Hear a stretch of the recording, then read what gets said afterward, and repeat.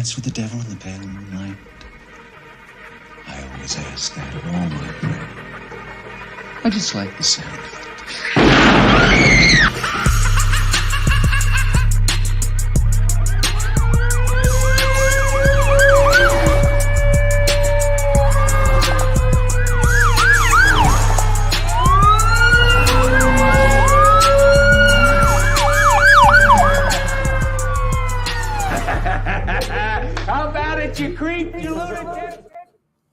Good morning, Raider Nation. What is it going down on a Friday morning? What it do? Welcome each and every one of you guys here this morning. Welcome to Raiders Allegiance with yours truly, Lunatic Raider. This is Good Morning, Raider Nation. How are you guys feeling this morning? I'm feeling good. As we know, and it's the usual, the Raiders have not made a move yet, but it's all a wait and see. Let me start off by giving shout outs to everybody that is in the chat today. We got Robert Pena in the house. We got Eugene Powell. Thank you for pulling up. 2 Red Rings. Fear the Nation. We got Daryl Dwayne in the house. Thank you for coming in. A Van City Raider. Thank you for being here, my brother. For real. It is nice to have you guys here. We're going to wait a few minutes. Like I said, always, I sent out some links on the Facebook groups as well as on Twitter. So we're just going to wait for people to pull up. What I want to do this morning is kind of go over the players' interviews of yesterday. Not the coaches is fine, but I want to get the insight of the players. So we're going to go ahead and listen to Chandler Jones, Nate Hobbs, Renfro, check and get an idea and try to read in between the lines, because they're not going to give out too much information, but they'll give out some. So it's all about breaking it down and getting a better idea of the mind frame of these players at the OTAs this year. So we're going to dig into that. But yeah, we're just going to sit around here real quick. Hope you guys' coffee is hot. Your breakfast is warm. You know what I mean? What y'all got going on over? What y'all eating over there? I see, they got some Raisin Bran. Ooh, what is them strawberry pancakes? What with the whipped cream and the powdered sugar on it? Oh my God. Y'all is not bullshitting this morning. We got omelets jumping off and shit. I smell that shit, boy, for real. Yes, indeed, y'all. We're gonna dig into it and check it out, man. Hey, I appreciate the compliment, Daryl, for the intro. That goes to my guy Prez. You know what I mean? Digital Prez. We sat down, brainstormed, and I gave him my ideas and he brought it to life. So shout out to Digital Prez for the intro, man. Yes, indeed. Thank you for the kind words, my guy. Cash Lord is in the house. What's going on with it? For real. Coffee and breakfast. Yes, indeed. Bruh, Hunter Renfro went from the nicest looking guy in the NFL to looking like the the Unabomber. That's a cold shot, man. That's a cold shot at Renfro, man. I don't think Renfro, hey, hopefully he play like that motherfucker, boy, dropping bombs on their ass. You know what I mean? Hopefully he get them damn them long ass breakaways, for touchdowns. That's what we need. Let's run the score up. Let our team average over 30 points a game, and then let's see if he can keep up with us. Shit. He said he went from looking like the nicest kid on the block to fucking Dennis the Menace. Yes, indeed. Good morning. Shout out to everyone, man. We got Tubby Child in the house. Hey, good morning. Thank you for pulling up. They're coming in. Exactly, they're coming in. Hey, you guys make this show what it is, and I appreciate each and every one of you guys. Monday through Friday, we do this. If you are new here, we are here every morning, Monday through Friday, 7 a.m. Pacific Standard Time and 10 o'clock Eastern on the East Coast Eastern. So I thank each and every one of you guys. We steady pulling up for real. We the people in the house. Yes, indeed. Yes, indeed, man. Thank you for pulling up, man. We're going to dive into it in a minute. You know what I mean? Numbers are steady going up. I'm just waiting. I just sent out the links. Some of them damn Facebook groups, I tell you, though, they do not approve the damn links that I put in them until like some of them be like tomorrow is when they'll, and I'm like, man, people watching a rerun of it then, but they still watch it. You know, I get a lot of likes and stuff, but we're gonna build this shit. You know what I mean? I'm here. I ain't going nowhere. 10 toes down for real. But yes, we're gonna go get into these interviews. We're gonna listen to them. Stop along the way and take out particular parts that starting off with Chandler Jones, what he says, what he's observing. He said some good stuff about Max Crosby. So it's very interesting, the breakdowns on that shit, and I just want to dig into it. Good morning, Dominique 5. Thank you for pulling up. For real, for real, for real, for real.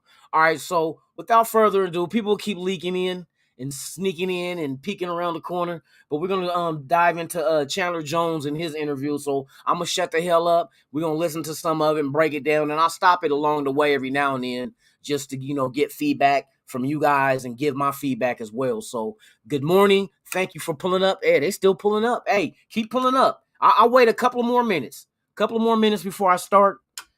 So I don't want to leave too many people behind and not knowing what we're doing this morning, because they'll pull in and not see me talking and just sitting here watching it too. I'm watching it, but we're going to listen to it together though. So I'm trying to stay away from, copyright. So we're going to listen though. But without further ado, let's go ahead and jump into it. Chandler Jones is the first one we're going to dig in. So here we go.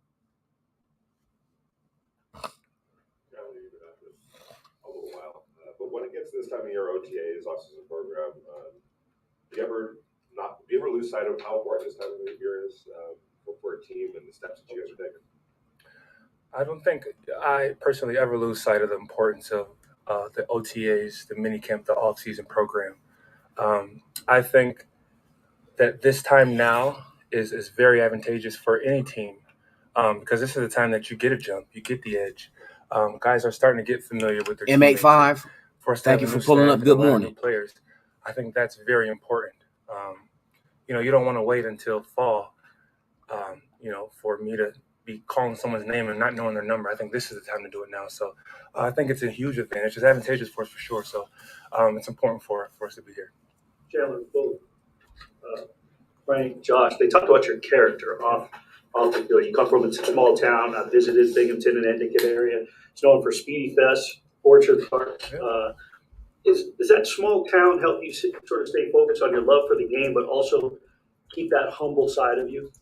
Yeah, for sure. There was a lot of things from that town. It's funny that you brought up Speedies because I made Speedies the other day, chicken Speedies. But we were known for our chicken Speedies. Lupos? Yes, Lupo's chicken Speedies. But what was the question again? I'm sorry, I just got off the field. Yeah, I was thinking about Speedies. I don't know about Speedy Fest. Yeah, right. Speedy Fest is big, right? Right. Just growing up in a small town, Yeah. Josh had talked about your character, just very humble and a lot of humility. Yeah. Growing up in a small town like that, did that help sort of keep you grounded and bring that humility on and sort of? Yeah, of course. Being humble is something that I was definitely raised on, and also the culture from where I was from. But just this opportunity, and I say it all the time, that I was that kid that said, hey, when I grow up, I want to be an NFL football player. So now that I'm 11 years in, 10 years in, I understand the severity of this job, but this opportunity that I have, it's a blessing to be playing this long. But to have your dream job every day, it's very humbling, and it's something that you want to do well and do at a high level. So that's what I take pride in. Like I said before, being consistent, but just enjoying the work, enjoying football. So. What's it been like working with Coach Holcomb so far? Now that you got the chance to be around him and work with him a little bit. One more time, sorry. So what's it been like working with? I need that. Coach Frank Holcomb so far. Now that you had the chance to spend a few practices with him and meet him. Yeah, Coach Frank is very football smart, and that's a very cliche thing to say. But the terminology that he uses, I feel like you get a lot of guys that they coach and don't play that position, and it's very normal in this league. But Frank, obviously, he had some success, and he played defensive line. So the way that he coaches, I love, because he knows how to say the right things to certain players because he's been in these situations before. Chandler, you told me at your first press conference that you wanted to come in and be humble and earn the right to lead. Well, you've got that now. These guys are following you. Are you surprised at how quick all these guys begin to follow you, or does the resume just speak for itself? And it's funny that you're saying that because this is my first time hearing about, guys are following and leading, but that's just how I approach my job. And if guys are following, that's a good thing. Like I said before, hey, Chandler's running to the ball. Why not I run? Why can't I run to the ball? So I'm very admired by that guys are leading. But like I said, this isn't over yet, and like I said, the season hasn't started. So hopefully I can keep doing that, and hopefully they can be contagious throughout the team. Chandler, it's easy when you think about the Raiders' defensive line to think Chandler Jones and Max Crosby, but there's a whole bunch of other guys in that room as well. Your first impressions of the group, the defensive line group? What I like about the group that we have is that everyone wants to learn, and there isn't any players that are saying, "Oh, I got this," or "Oh, I did this before." Everyone's like, "Hey, what's that?" Or, "Hey, can you do that again?" And if you get a room full of guys that are like that, the sky's the limit. And like I said, I'm not here to make guarantees, but that's a very good thing to have on a team. And that just shows that everyone loves football. You want to get better. You want to work on your craft. So we have a room or a team full of guys that want to learn, and we have coaches that want to coach. So it's now just to stop that for a minute. How he's talking about Frank Oakham, who is our defensive line coach, and you got to remember Frank Oakham was a former player, a defensive tackle as well. And he's not an old dude. He's like 36 years old. So the age gap between him and the other players at that position on our team is not wide. So to be able to relate and correlate to the players at that position and him being the coach, I think it's going to speak volumes as far as his coaching skill and get these guys ready for Patrick Graham's system. So I think it's a beautiful match.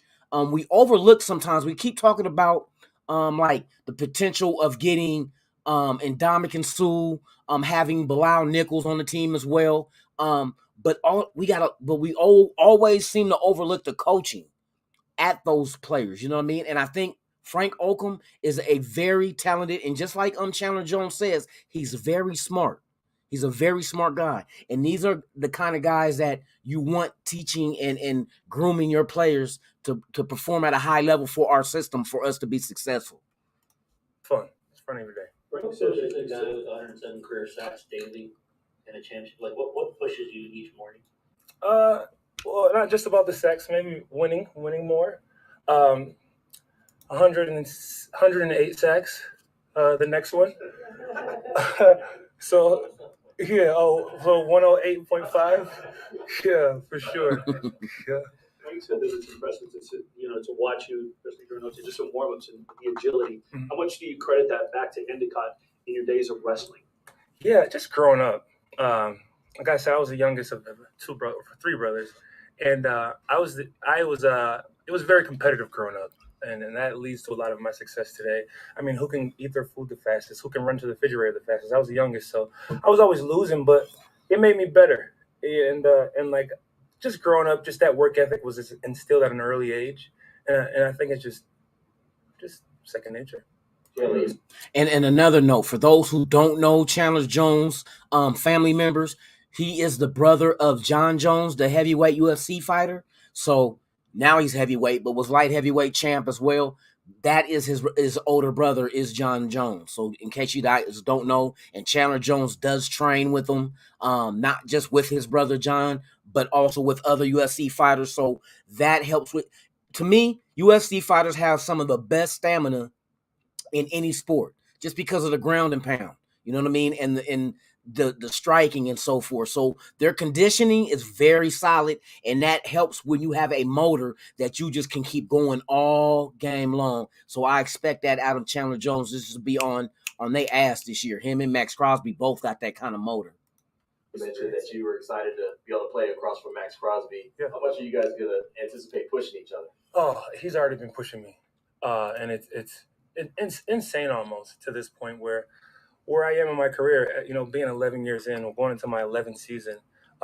There's been a few times in this camp now where I see Max, running to the next drill, and I'm kind of like, I gotta go faster. Look at Max; he's already over there, And he's younger than me, but like I said, he's pushed me in that sense already. So I'm excited to rush him. Like, he was a huge reason why I came to Las Vegas too. It's one of the main reasons why I came to play with him. So I get giddy even talking about him. So he's probably out there waiting for me now. It's my boy.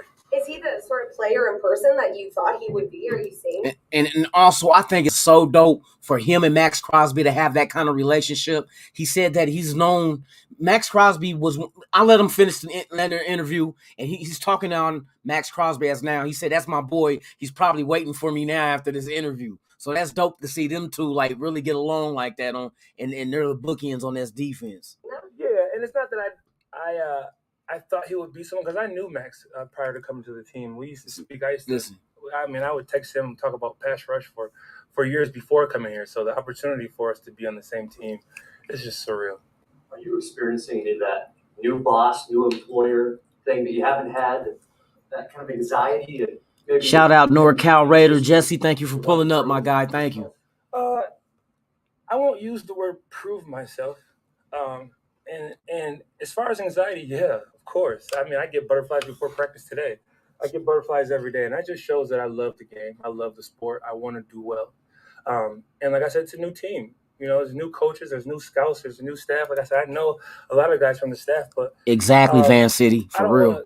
Go in front of these guys and say, hey, you know what I can do. You saw me a few years ago, or you saw me in ESPN. You saw me 2019. I had 19 sacks. I mean, what have you done for me lately? Yeah. What can you do for me now? And I know that. I understand that. So I take pride in my work, and I come to work every day with a smile on my face, but also to perfect my craft.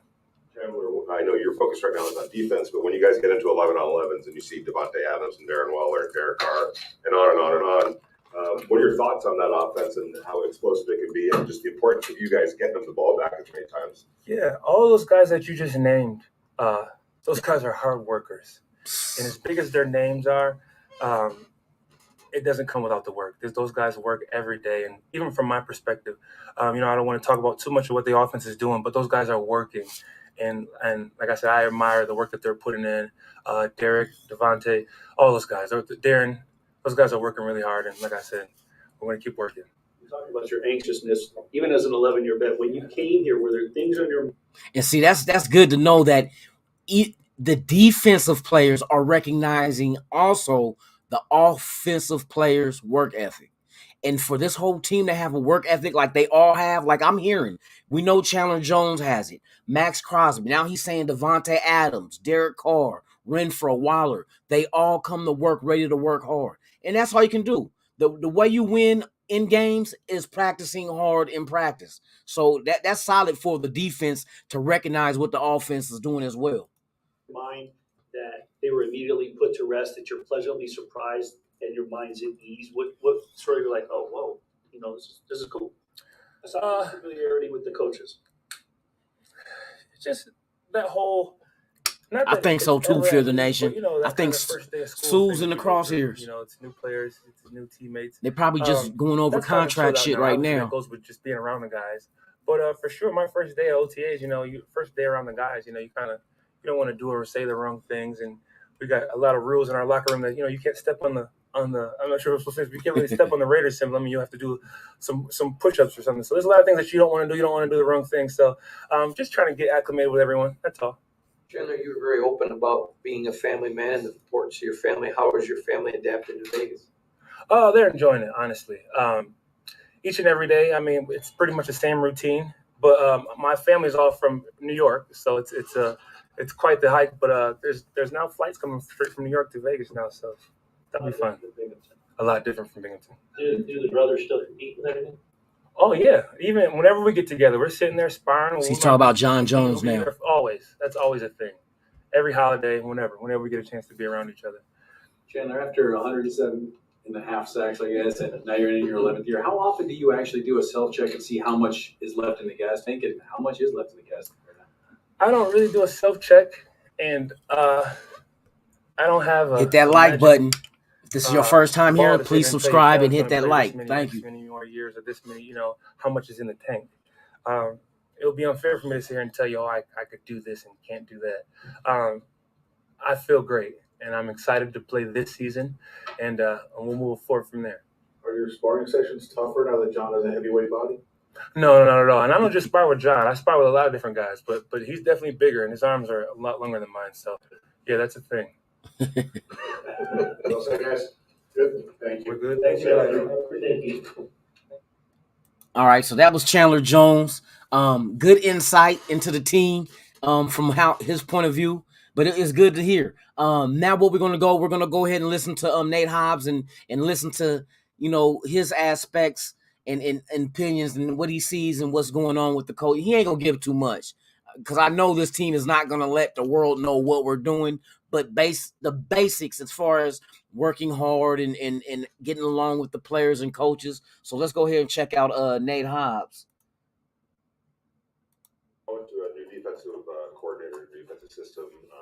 Are they is it a subtle change from last year or a pretty dramatic change from what you guys were doing last year? I think it's a mix between subtle and a big change because anytime you play at this level, it's just different. It's just different parts. It's different moving parts. Same things, but just different moving parts. So we gotta be able to adjust all the players.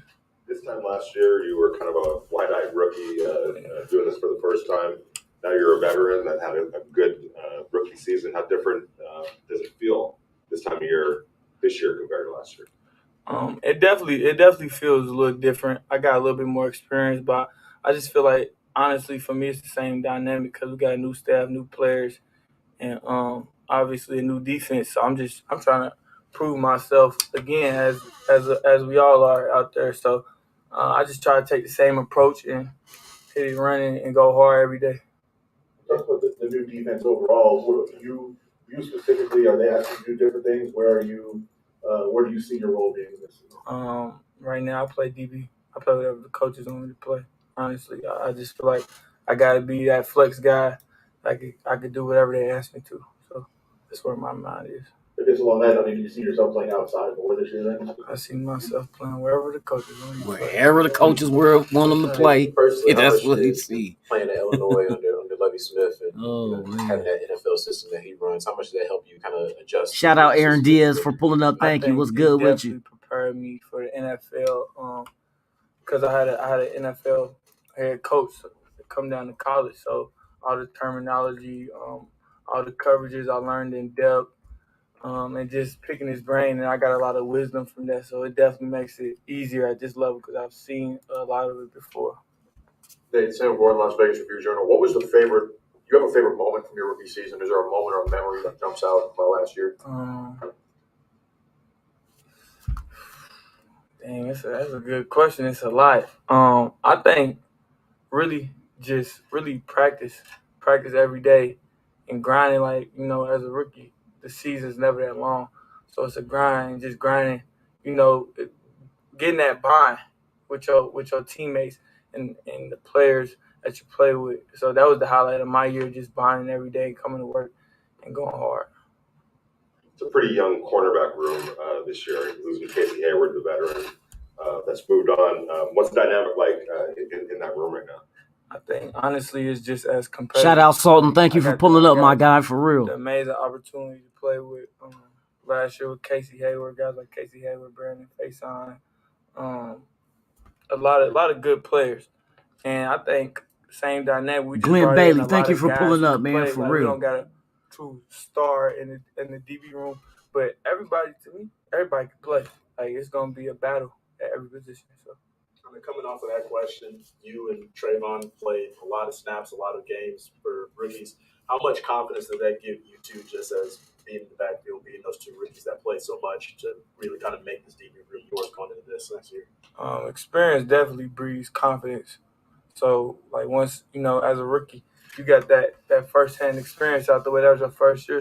So coming back the second year, you just start noticing little things, small details that take your game to that next level. So that's right. Feel like me, Trey, and even a couple other guys like TG, who was a rookie last year, Malcolm,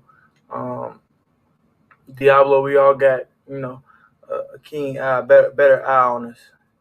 Was there any big lesson that you learned last year that now heading into this year, going forward, you can build off of or work off? Never change. Man, it's always a pleasure, man. Sultan. Shit, you do this. You know what I mean? Matter of fact, I feel like we gonna line something up.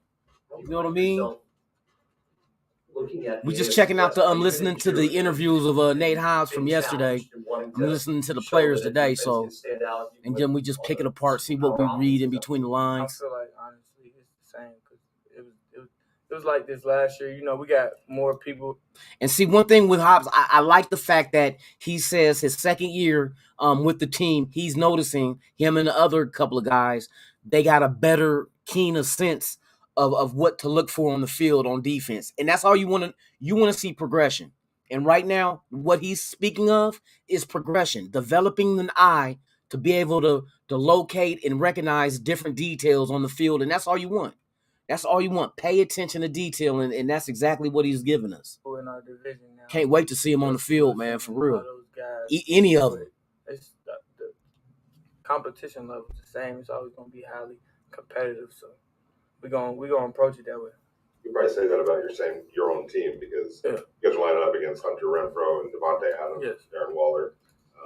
How does that help you guys? Man, I think that gives us as a defense, like one of the best looks, like prepare us for almost anybody, if not anybody.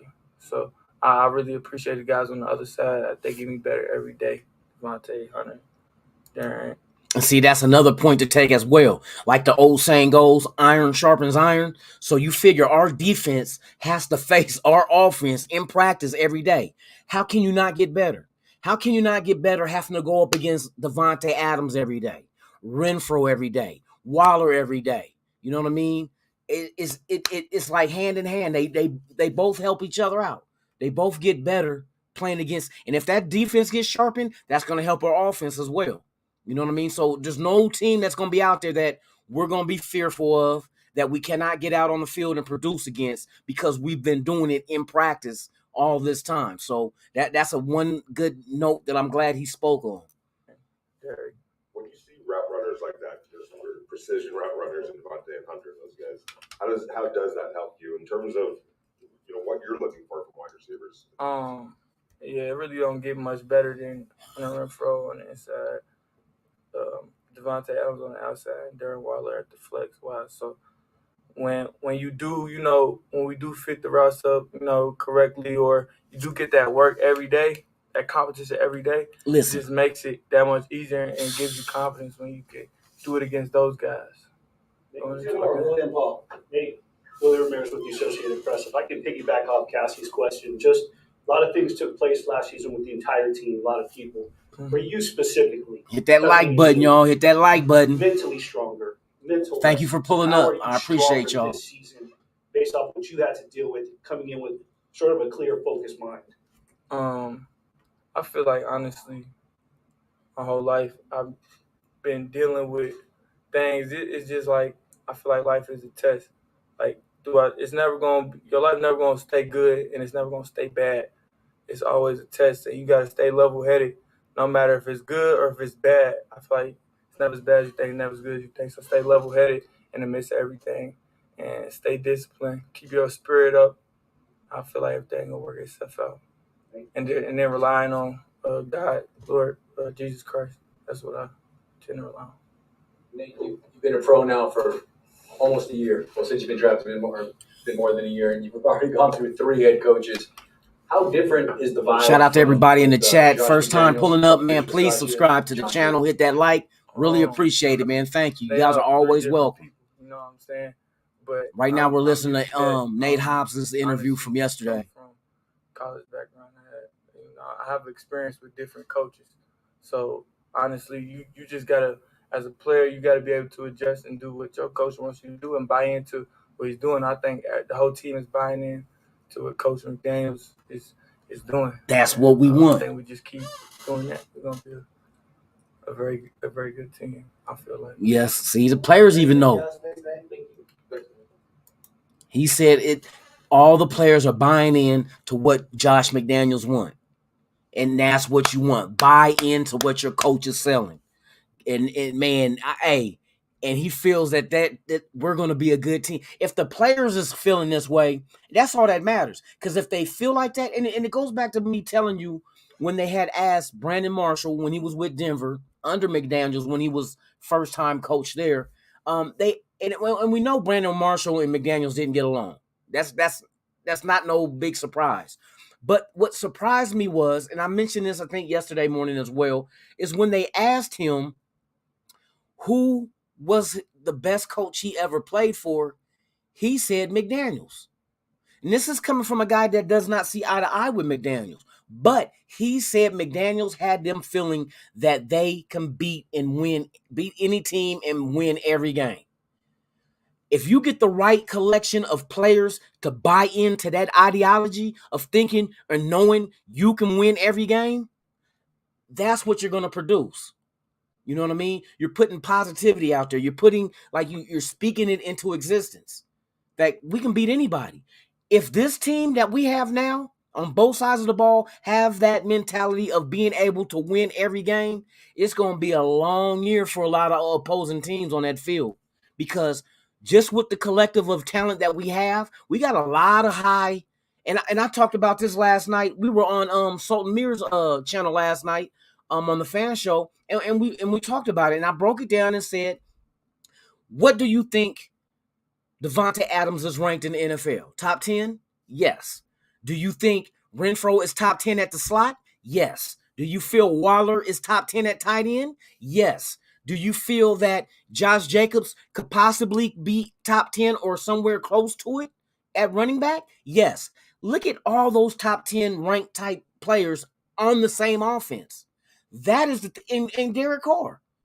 Do you consider Derek Carr to be top 10? You would have to put his name in the hat for top 10. His stats don't lie. That when you're judging an individual's production, you only have stats to go ahead and grade him by. You know what I mean? Everybody talks Super Bowl, but you got to remember it's a 53-man team.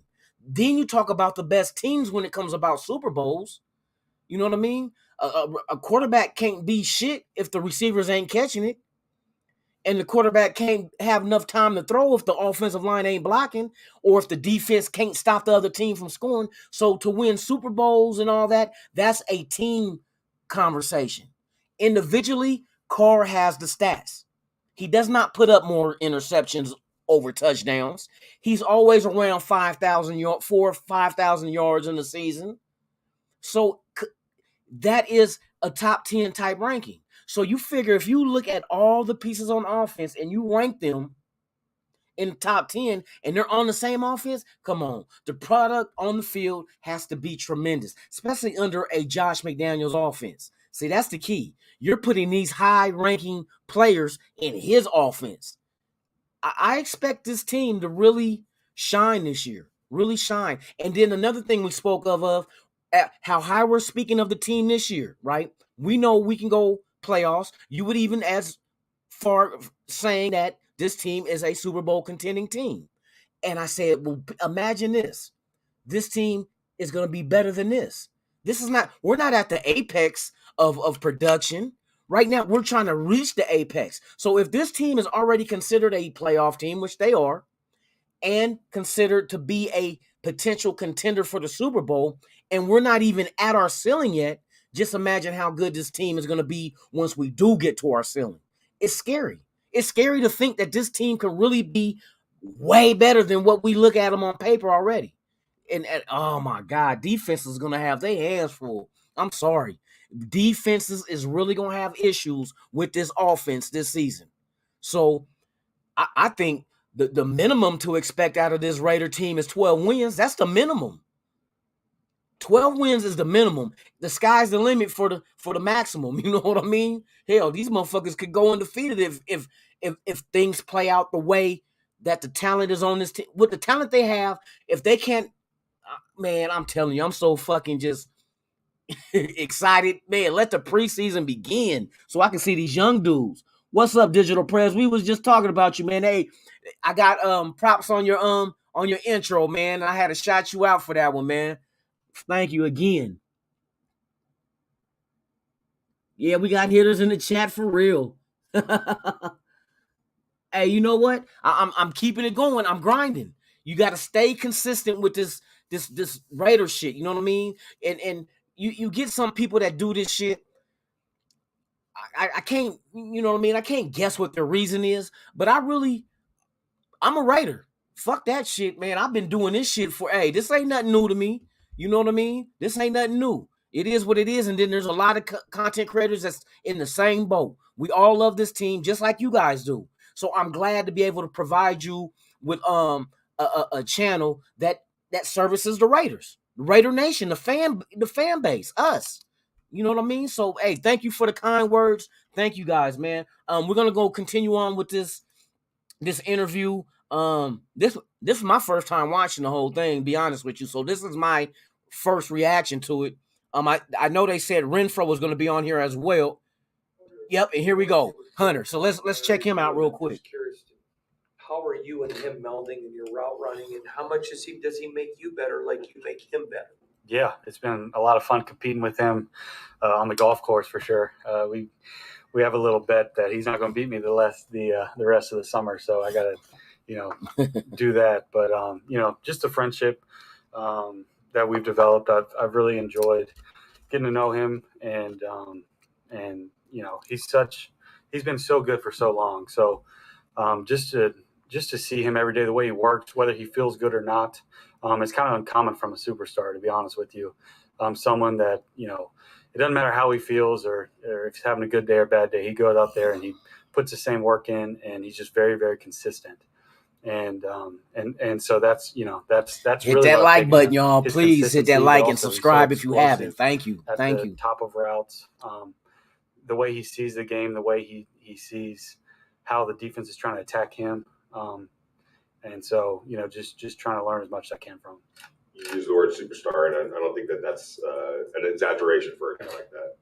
But did you have any sometimes, the superstar comes with some other things as well. Yeah. Do you have any preconceived ideas of what he was all about, and has any of that changed? Or? No, it's been awesome. He really has been incredible to get to know. Derek had played with him in college, and really for the last 3 or 4 years has been talking about him and talking.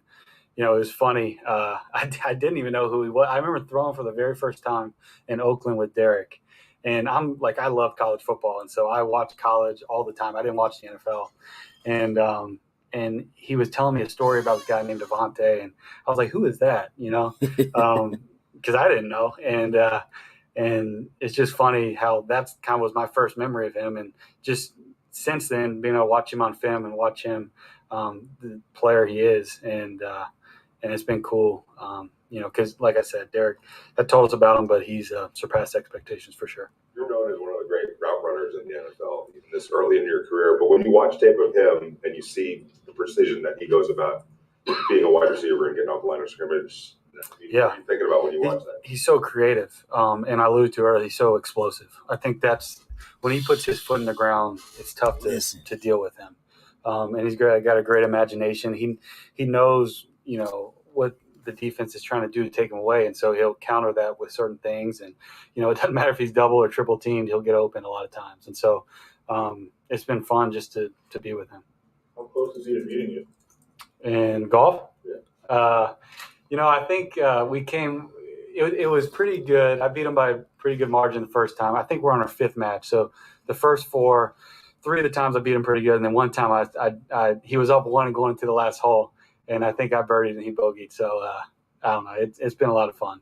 You're going to tell him no more golf this offseason, but that's done? Yeah. I need to – I got the belt. I need to just shut it down right now. I know you've been a couple of years now in the league, so you kind of have probably your routine of where you are at each point of the offseason. Like, at this point in the offseason, what is it that you're working on? A lot.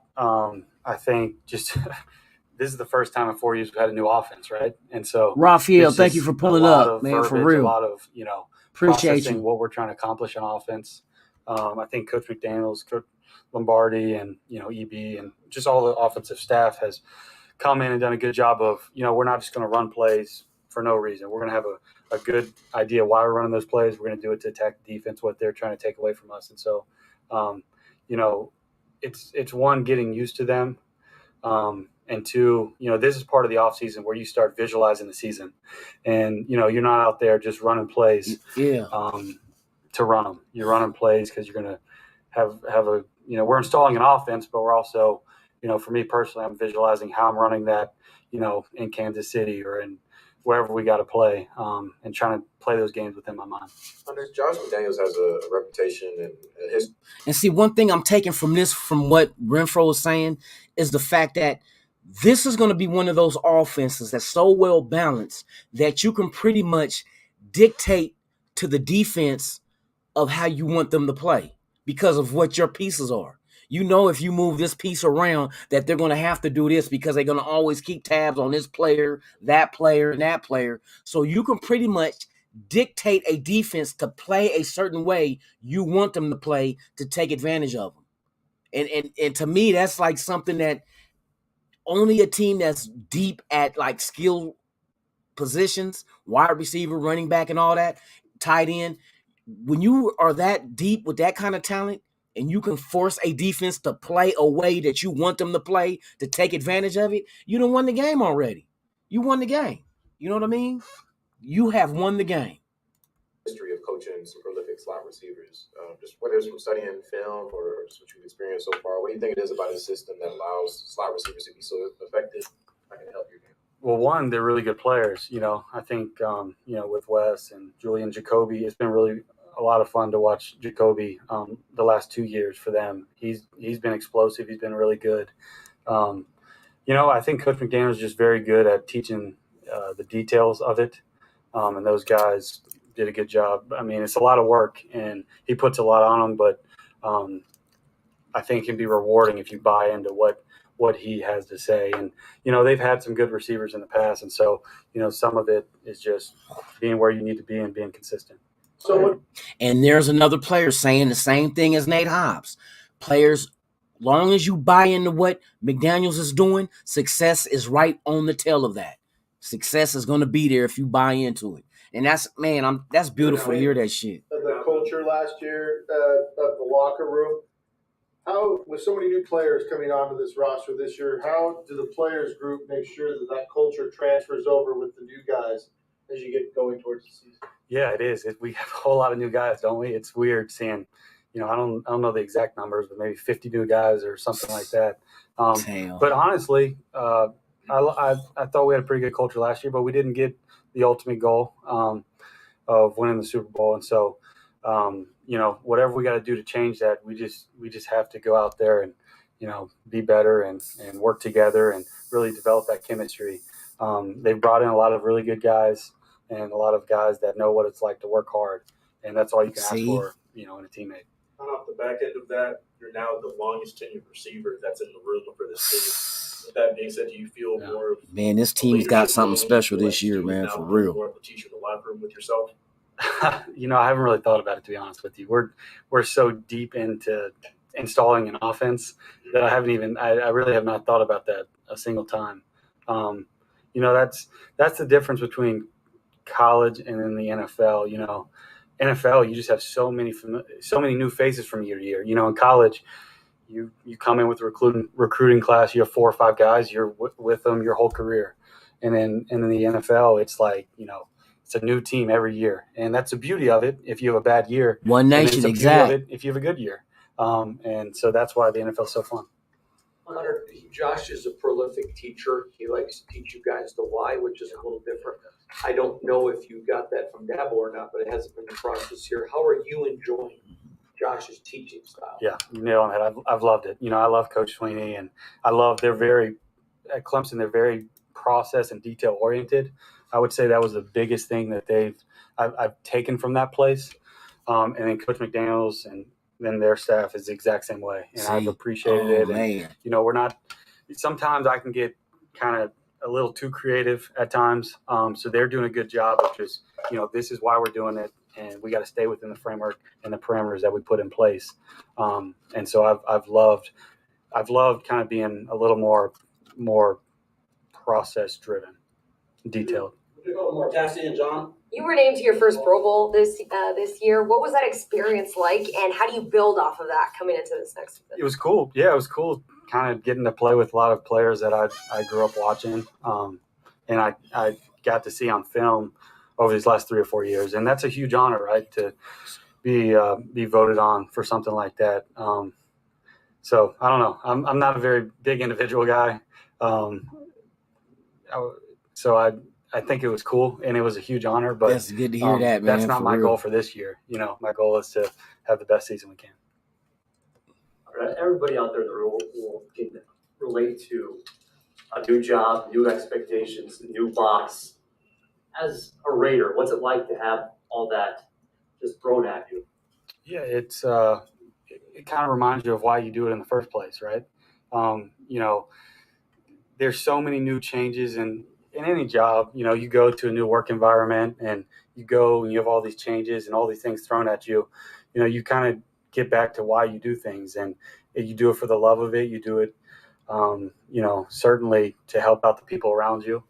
And I think it at the end of the day, when you put your head on the pillow, you kind of lose track of all that, and you just reminded of, you're just very thankful of coming to work every day and being able to play a game we love. Last two, Paul, Hunter, you're obviously coming off a 103 catch season. 2 years ago, Darren had 107. Devontae's had more than 111 3 of the past 4 years. Listen to what we got on this team. Look at it team. and say, well, how do you share the wealth going forward in a season, or how do you guys kind of jive and have your minds around that much success? But you got to share the wealth as well.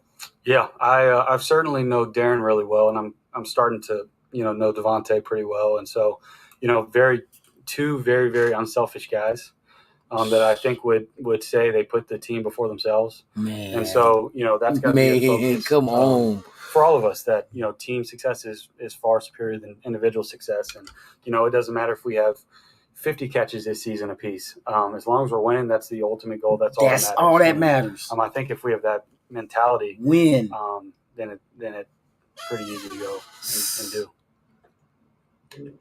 As somebody who works your whole life to get to a certain level, and now you're at that level. You talk about going to the Pro Bowl, all the success you've had. How do you continue to, I guess, set further expectations? And if that chip on your shoulder is kind of gone, I don't mean you specifically, any athlete. Absolutely. How do you continue to drive? I've made it. Yeah, anybody top their profession. I think it comes back to, do you do it for others people's praises? Do you do it for, the accolades, or you do it because you compete with yourself and you love to do it, and you do it to help the people around you? And I think if we can say yes to those three things, then it's pretty easy to not become complacent, because every day you're trying to get better. You're competing with yourself, and you enjoy competing with other people, but you also compete with yourself. And so I know that's probably a cliche answer, but sometimes cliche answers are the most sensible ones and the most simple. And it's easy to get distracted by a lot of things, but you just keep things simple, then I think success finds you along the way. Great. Thank you.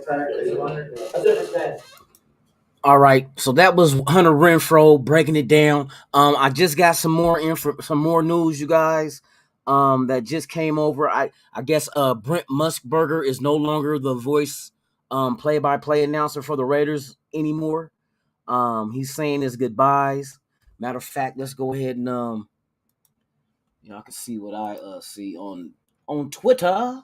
So I want to know who is going to be the new voice-by-voice, the radio voice for the Raiders now. You know what I mean? Let me see. He says, many thanks to the Raiders organization for fond memories. I'll miss broadcast partner Lincoln Kennedy and the radio production crew. What's next? I hear Mike Trout might step down as commissioner of his fantasy league. You never know, crazy. So I wonder who they're going to get to replace Brent Musburger. That's interesting. So yes, Brent Musburger is no longer the voice play-by-play announcer of the Raiders. Who is his replacement? I don't know. Lincoln Kennedy, seems to me that the way he's stated that tweet right there is that he's going to remain. Just I don't know who's supposed to take his place. We'll find out. Maybe Mark Davis got somebody in mind. But yeah, that was today's interviews with. We had Chandler Jones first, Nate Hobbs, and Hunter Renfrow, and a lot of them basically said the same thing. With the players are buying into what McDaniels is, what he has brought to the Raiders. And that's all we need, because we know what kind of mind McDaniels has when it comes to offense. But we know as a head coach overall, both sides of the ball is buying into what this guy brought here, and I expect this team to be successful on a high level, not just make the playoffs and do like the Cowgirls and get put out after being like a 1 seed type shit or 2 seed, whatever they were, but to keep going, to win playoff games, to eventually get to the Super Bowl and win that. I can see it happening. The reason why I can see that happening, and I know we can set the tone with week 1 against the Chargers in LA, is the fact that no team knows what to expect of the Raiders this year. Nobody knows.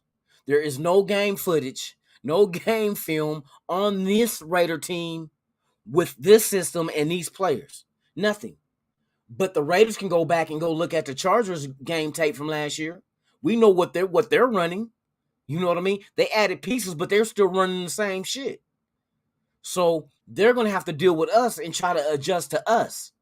See, and that's why we can establish a foothold by going ahead and coming out the gate with a divisional win against a divisional foe on the road and start the year off right. So with that being said, it's like we have the talent, we have the coaching. I think the schedule, I like the schedule. The only thing about the schedule that kind of has me wondering what the Raiders are going to do is the fact that we go on the road to play the Saints, and then a week right after that, we got to go to Jacksonville. So I'm wondering, and some people say different things, are the Raiders planning on playing the Saints, then flying back to Vegas, and then flying to Jacksonville? Or are they going to stay down there after New Orleans and go into Jacksonville and stay there for the week? And if they do that, I think they should do that.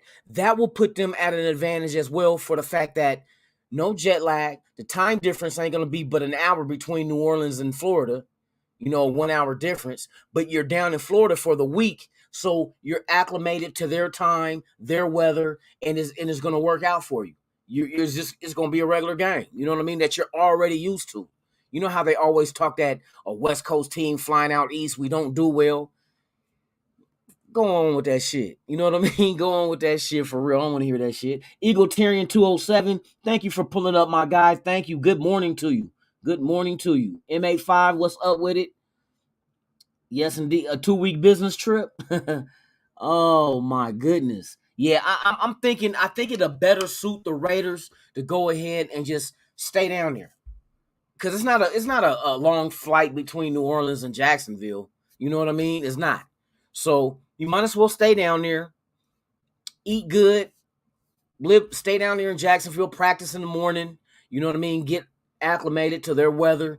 I don't know what the temperature is down there right now. It might be, I know down south is humid, but New Orleans is humid as well in the summertime. So it is what it is.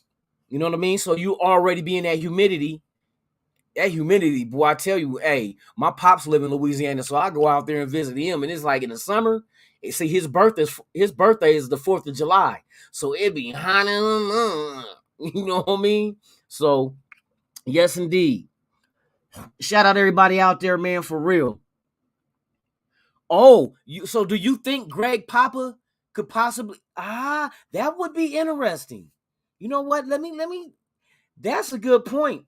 That's a good point right there. Could Greg Papa come back to the Raiders? You know what I mean?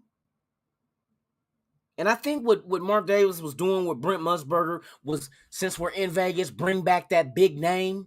You know what I mean? Everybody knows Brent Musburger. He's been around for years. I think he's in his 70s now, but he still, you know what I mean? He still has his faculty about himself. Sounds the same.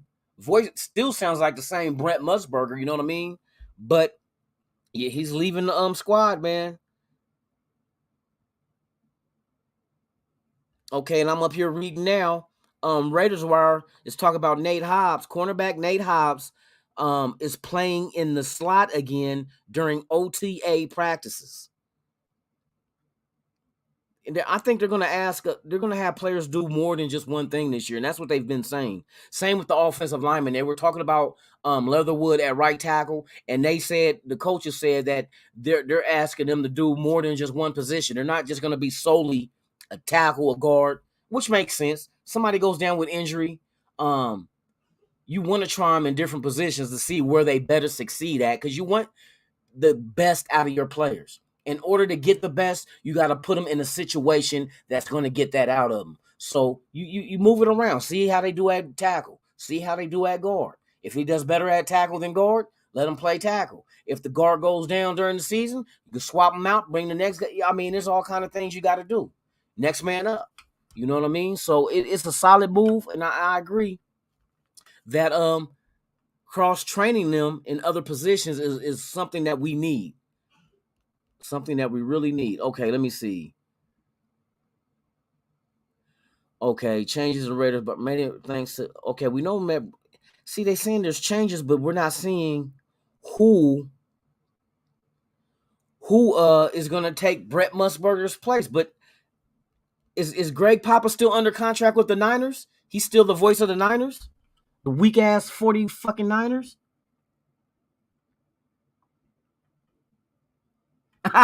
You said Michael Butler or Bruce Butler? And now it's time. Hey, that'll be crazy, dude. For him to be a radio announcer for the game. Oh, Michael Buffer too. Oh my God, that'll be hilarious, dude. After touchdowns, touchdown, Raiders. Oh my God.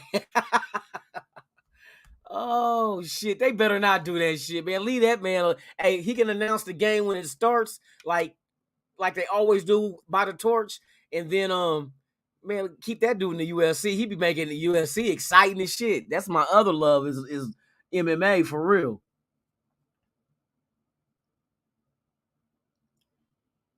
Yup. Whoever it is, start thinking of a catchphrase now. They got to stand out. They got to, you know what I mean, put their stamp on the shit. So I guess that's the only change. I guess Lincoln Kennedy is gonna stay in the booth. You know what I mean? So that's good. That's good. Okay, hold on. I'm trying to read this shit and see. Yeah, they not saying who the potential new voice could be. But I hope they make a right decision. I hope that we make the right decision, get the right voice in there, because we need to make it exciting. Hey, Greg, I would love for Greg Papa to come back. I know he felt kind of scorned when we let him go, you know what I mean, leaving Oakland, and that's what he went over to the 49ers. But shit, 49ers don't need no voice. They ain't shit. Them motherfuckers is a choke artist. The San Francisco chokers, you know what I mean? You put them in big games, boy, they collapse. And it goes all the way back to NFC Championship against Seattle, Super Bowl against Baltimore, and the lights went out. They knew they had to turn out the lights because, hey, the Niners was getting ready to get they boot smoked. Boy, they was about to get smoked by Baltimore. And then all of a sudden, the lights go out. And motherfucker said, man, ain't no way ever have the lights ever went out in the Super Bowl. Like they don't, come on now. They had to try to cool Baltimore off because they was in their ass. They was in the Niners' ass for real. Then they choke again against what was it? Fucking Kansas City in the Super Bowl. Then they choked again last year. Who they was it? The Rams, right? Didn't the Niners lose to the Rams? That's what they good for, man. They collapse in big games. That's been going on for some years now. And they fan base, well, at least we were in the big games. Motherfucker, you proud to you hoisting that L up? You hoisting that L up like that's something well, at least we lost in the Super Bowl. Shut the fuck up, dum-dum. For real. Yeah, man, I don't know about who's gonna be the next in line. I'm waiting for some more Raider news, man, as far as these signings and shit. But it is what it is. We'll keep our eyes open, and like I said, if any news breaks, I will be doing a breaking news video So that will keep you guys informed. Like I said, hit the notification button of this channel so you can be notified of all the content I release, because I do breaking news when it happens. So to keep everybody in the know. Also hit that like button, and if you have not and this is your first time here, please subscribe to the channel. I appreciate each and every one of you guys for pulling up this morning. Another successful morning with my nation, you know what I mean, my extended family. I appreciate you guys for real. So with that being said, man, I'm about to sign off. You are watching Good Morning Raider Nation. The channel is Raiders Allegiance. Your host is Lunatic Raider. I appreciate each and every one of you. Go Raiders all day long. You know what I mean? It don't stop and it won't stop. So I salute you guys. Us fans, we run this shit. Silver and black, one nation. Like I say, without you, there's no me. And without us, there's no nation. There's only one nation, the Raider Nation. So with that being said, man, enjoy your guys' Friday. May you have a blessed day. And I'm out.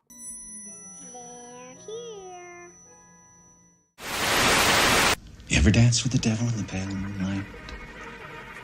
I always ask that of all my prey. I just like the sound of it.